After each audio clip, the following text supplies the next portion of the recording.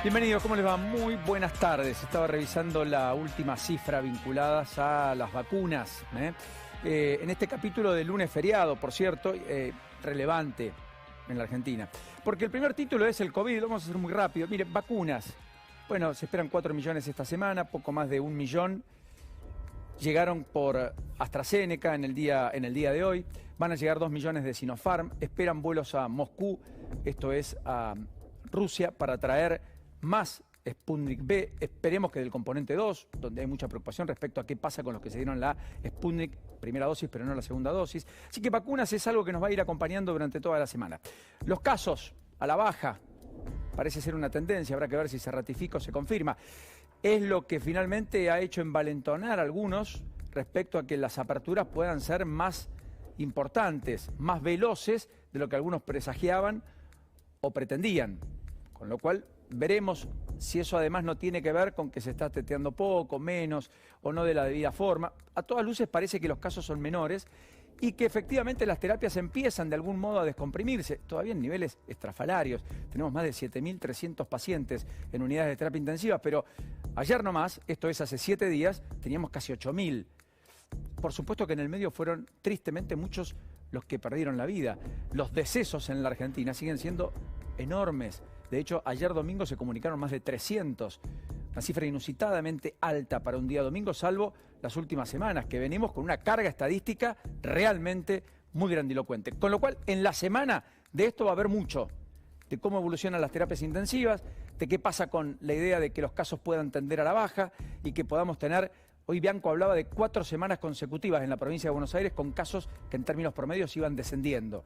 Bueno, hay que ver si eso se consolida o no, será uno de los prismas de advertencia, más allá de cuál es el ritmo, porque llegan más vacunas, cuál es el ritmo de vacunación. Si logramos estar arriba de las 300.000 dosis aplicadas por semana y por día, y por lo tanto arriba de los 2 millones por semana, que nos permitirían inocular a 10 millones de personas en los próximos 60 días.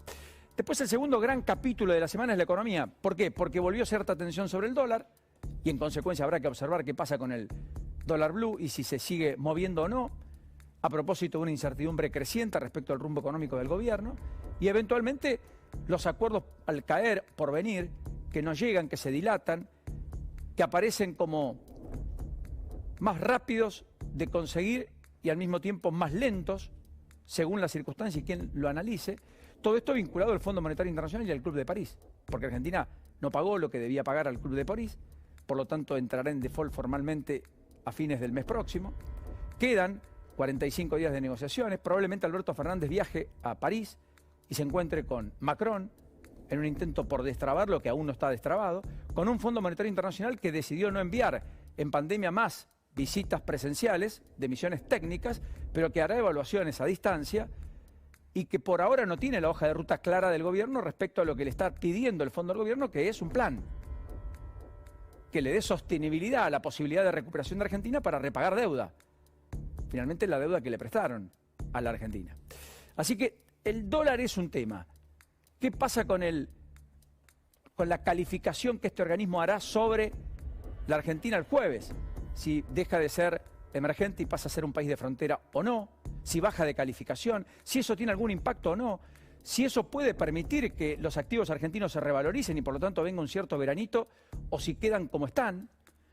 Y el Fondo Monetario Internacional, que el viernes tiene una reunión del Board y va a resolver el día viernes, adjudicarle a los países miembros por la pandemia fondos especiales para asistirlos en medio de la pandemia, de los cuales Argentina recibiría 4.500 millones de dólares, todo esto antes de la campaña, y allí el tira y afloje de Guzmán y parte del equipo económico, con el resto del gobierno, en el ala política, Cristina Fernández de Kirchner en particular, respecto a qué hago con esos 4.500 millones de dólares, dónde lo utilizo. ¿Lo hago para repagar deuda, la del fondo, que vence en septiembre y noviembre, o en su defecto lo vuelco al consumo interno, a más subsidios, a planchar tarifas, a hacer todo lo que Cristina Fernández de Kirchner entiende que hay que hacer, y en los años pares la Argentina ha hecho aún bajo el gobierno de Cambiemos, que es tratar de planchar el dólar, bajar expectativas, contener tarifas y patearlo todo para el día después de las elecciones, donde esa olla a presión aflora, se saca la tapa y cambia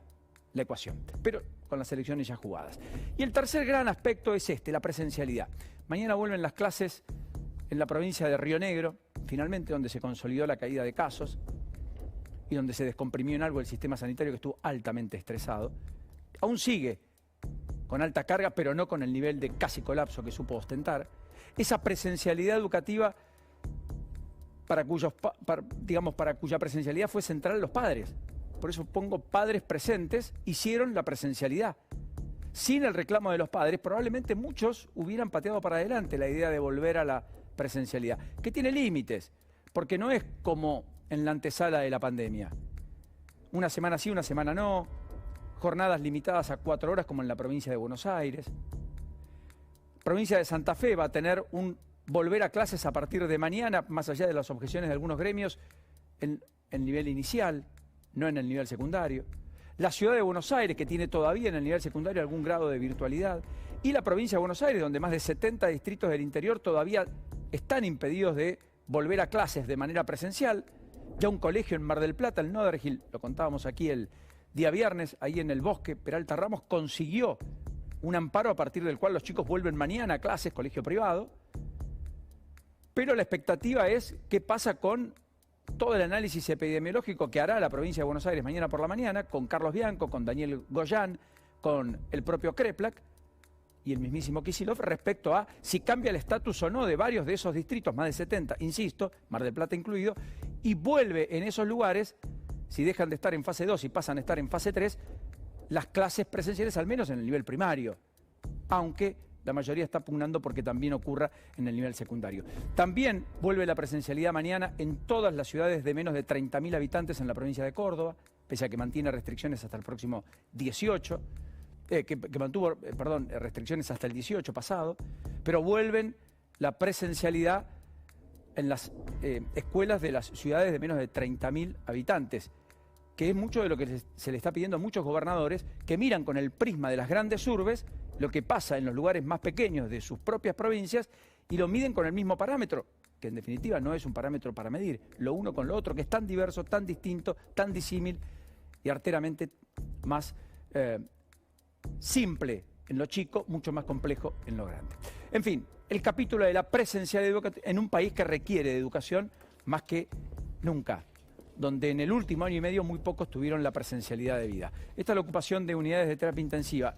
Así está el promedio a nivel nación, que supo llegar a casi el 80. Así está la zona del AMBA, por primera vez, después de 2 meses, abajo del 70%, con clínicas privadas en torno al 80% y el sistema público en el 62, 63, 64. Claro, todo esto recuerden que es un cuadro parcial, porque esto no habla de la salud integral. Estos son solo pacientes COVID, los que básicamente se pasaron a atender después que hace 1 mes y medio la provincia, la ciudad, Santa Fe, Córdoba, hace menos tiempo, etcétera, dijeron, miren, toda operación programada que no sea de urgencia y que no tenga que ver con COVID se pospone.